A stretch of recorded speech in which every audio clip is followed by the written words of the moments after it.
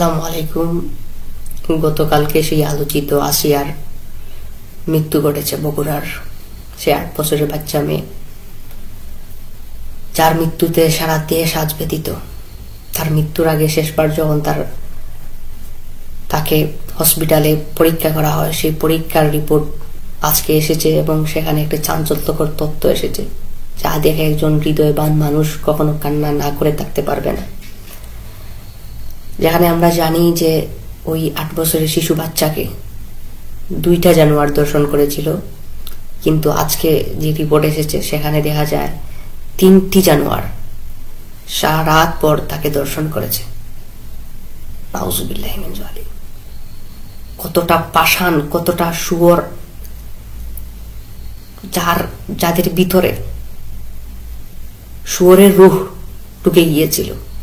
3টা শুয়োর জাহিল মিলে একটা 8 বছরের শিশু বাচ্চাকে দর্শন করেছে। আসলে এটা আফসোস বাংলাদেশের মুসলমান, বাংলাদেশের মানুষ কোথায় রাখবে? সেই দুঃখ, সেই বেদনা কোথায় রাখবে?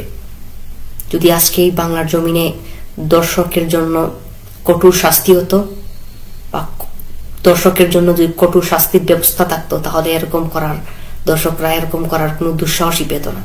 কারণ বাংলাদেশে তো শরিয়া আইন নাই, ইসলামের আইন নাই। এই জন্য দর্শকরা আজ বেশি পার বেড়ে গিয়েছে।